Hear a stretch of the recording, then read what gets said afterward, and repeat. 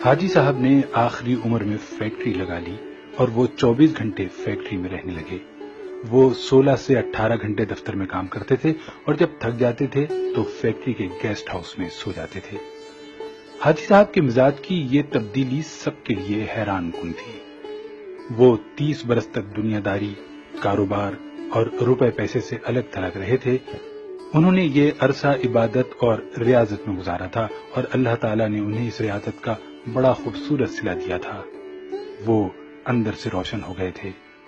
وہ صبح 8 بجے اپنی بیٹھک کھولتے تھے اور رات گئے تک ان کے گرد لوگوں کا مجمع رہتا تھا۔ لوگ اپنی اپنی حاجت لے کر ان کے پاس آتے تھے۔ وہ ان کے لیے دعا کا ہاتھ بلند کر دیتے تھے اور اللہ تعالیٰ سائل کے مسائل حل فرما دیتا تھا۔ اللہ تعالیٰ نے ان کی دعاؤں کو قبولیت سے سرفراز کر رکھا تھا، لیکن پھر اچانک حاجی صاحب کی زندگی نے پلٹا کھایا۔ وہ ایک دن اپنی گدی سے اٹھے، بیٹھک بند کی، اپنے بیٹوں سے سرمایہ لیا اور گارمنٹس کی ایک درمیانے درجے کی فیکٹری لگا لی۔ انہوں نے اس فیکٹری میں 500 خواتین رکھی، خود اپنے ہاتھوں سے یورپی خواتین کے لیے کپڑوں کے نئے ڈیزائن بنائے۔ یہ ڈیزائن یورپ بھجوائے، باہر سے آرڈرز آئے اور حاجی صاحب نے مال بنوانا شروع کر دیا۔ یوں ان کی فیکٹری چل نکلی اور حاجی صاحب دونوں ہاتھوں سے ڈالر سمیٹنے لگے۔ دنیا میں اس وقت گارمنٹس کی کم و بیش لاکھوں فیکٹریاں ہوں گی اور ان فیکٹریوں کے اتنے ہی مالکان ہوں گے، لیکن ان لاکھوں مالکان میں حاجی صاحب جیسا کوئی دوسرا کردار نہیں ہوگا۔ پوری دنیا میں لوگ بڑھاپے تک کاروبار کرتے ہیں اور بعض ہزار روپے پیسے اور اکاؤنٹ سے تائب ہو کر اللہ اللہ شروع کر دیتے ہیں، لیکن حاجی صاحب ان سے بالکل الٹ ہیں۔ انہوں نے 35 سال کی عمر میں کاروبار چھوڑا، اللہ سے لو لگائی، لیکن جب وہ اللہ کے قریب ہو گئے تو انہوں نے اچانک اپنی آباد خانقاہ چھوڑی اور مکروہات کے گڑھے میں چھلانگ لگا دی۔ وہ دنیا کے واحد بزنس مین ہیں جو فیکٹری سے درگاہ تک گئے تھے اور پھر درگاہ سے واپس فیکٹری پر آ گئے۔ حاجی صاحب کی کہانی ایک کتے سے شروع ہوئی تھی اور کتے پر ہی آ کر ختم ہوئی۔ یہ 35 برس پرانی بات تھی۔ حاجی صاحب کی گارمنٹس فیکٹری تھی۔ حاجی صاحب صبح صبح فیکٹری چلے جاتے تھے اور رات بھیگنے تک کام کرتے تھے۔ ایک دن وہ فیکٹری پہنچے تو انہوں نے دیکھا کہ ایک درمیانے قد کاٹ کا کتا گھسٹ گھسٹ کر ان کے گودام میں داخل ہو رہا ہے۔ حاجی صاحب نے غور کیا تو پتا چلا کہ کتا شدید زخمی ہے، شاید وہ کسی گاڑی کے نیچے آ گیا تھا جس کے باعث اس کی 3 ٹانگیں ٹوٹ گئی تھیں اور وہ صرف ایک ٹانگ کے ذریعے اپنے جسم کو گھسیٹ کر ان کے گودام تک پہنچا تھا۔ حاجی صاحب کتے پر بڑا رحم آیا۔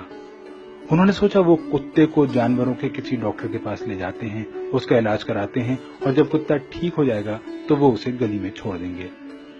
حاجی صاحب نے ڈاکٹر سے رابطے کے لیے فون اٹھایا، لیکن نمبر ملانے سے قبل ان کے دل میں ایک انوکھا خیال آیا اور حاجی صاحب نے فون واپس رکھ دیا۔ حاجی صاحب نے سوچا کتا شدید زخمی ہے، اس کی 3 ٹانگیں ٹوٹ چکی ہیں، اس کا جبڑا زخمی ہے اور پیٹ پر بھی چوٹ کا نشان ہے، چنانچہ کتا اب روزی روٹی کا بندوبست نہیں کر سکتا۔ حاجی صاحب نے سوچا اب دیکھنا یہ ہے کہ قدرت اس کتے کی خوراک کا بندوبست کیسے کرتی ہے۔ حاجی صاحب نے مشاہدے کا فیصلہ کیا اور چپ چاپ بیٹھ گئے۔ وہ کتا سارا دن گودام میں بے ہوش پڑا رہا۔ شام کو جب اندھیرا پھیلنے لگا تو حاجی صاحب نے دیکھا ان کی فیکٹری کے گیٹ کے نیچے سے ایک دوسرا کتا اندر داخل ہوا۔ کتے کے منہ میں ایک لمبی سی بوٹی تھی۔ کتا چھپتا چھپاتا گودام تک پہنچا، زخمی کتے کے قریب آیا، اس نے پاؤں سے زخمی کتے کو جگایا اور بوٹی اس کے منہ میں دے دی۔ زخمی کتے کا جبڑا حرکت نہیں کر پا رہا تھا، چنانچہ اس نے بوٹی واپس اگل دی۔ صحت مند کتے نے بوٹی اٹھا کر اپنے منہ میں ڈالی، بوٹی چبائی اور جب وہ اچھی طرح نرم ہو گئی تو اس نے بوٹی کا لقمہ سا بنا کر زخمی کتے کے منہ میں دے دیا۔ زخمی کتا بوٹی نگل گیا۔ اس کے بعد وہ کتا گودام سے باہر آیا، اس نے پانی کے حوض میں اپنی دم گیلی کی، واپس گیا اور دم زخمی کتے کے منہ میں دے دی۔ زخمی کتے نے صحت مند کتے کی دم چوس لی۔ صحت مند کتا اس کارروائی کے بعد اطمینان سے واپس چلا گیا۔ حاجی صاحب مسکرا پڑے۔ اس کے بعد یہ کھیل روزانہ ہونے لگا۔ روز کتا آتا، زخمی کتے کو بوٹی کھلاتا، پانی پلاتا اور چلا جاتا۔ حاجی صاحب کئی دنوں تک یہ کھیل دیکھتے رہے۔ ایک دن حاجی صاحب نے اپنے آپ سے پوچھا، وہ قدرت جو اس زخمی کتے کو رزق فراہم کر رہی ہے، کیا وہ مجھے 2 وقت کی روٹی نہیں دے گی؟ سوال بہت دلچسپ تھا۔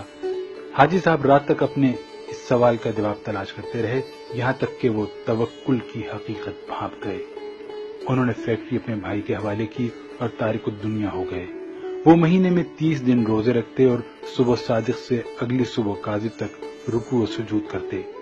وہ برسوں اللہ کے دربار میں کھڑے رہے۔ اس عرصے میں اللہ انہیں رزق بھی دیتا رہا اور ان کی دعاؤں کو قبولیت دی، یہاں تک کہ وہ صوفی بابا کے نام سے مشہور ہو گئے اور لوگ ان کے پاؤں کی خاک کا تعویذ بنا کر گلے میں ڈالنے لگے۔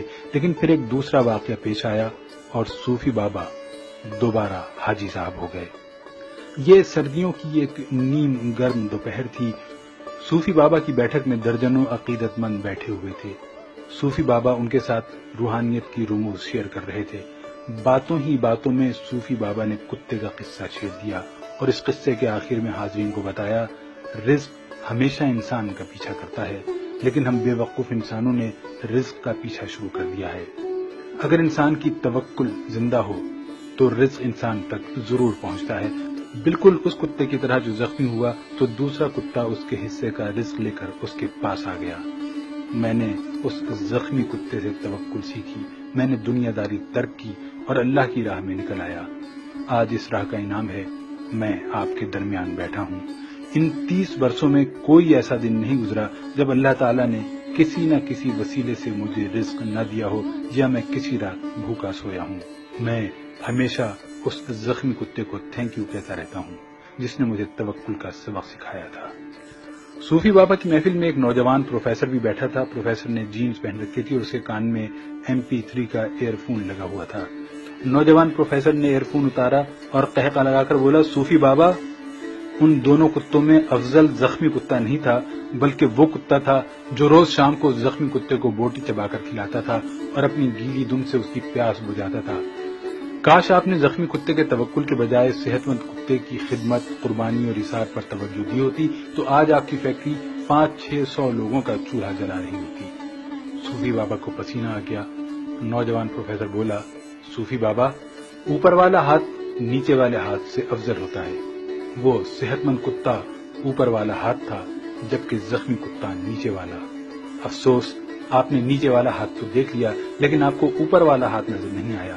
میرا خیال ہے کہ آپ کا یہ سارا تصوف اور سارا توکل خود غرضی پر مبنی ہے، کیونکہ ایک سخی بزنس مین 10,000 نکمے اور بے ہنر درویشوں سے بہتر ہوتا ہے۔ نوجوان اٹھا، اس نے سلام کیا اور بیٹھک سے نکل گیا۔ حاجی صاحب نے 2 رکعت نفل پڑھے، بیٹھک کو تالا لگایا اور فیکٹری کھول لی۔ وہ اب عبادت بھی کرتے ہیں اور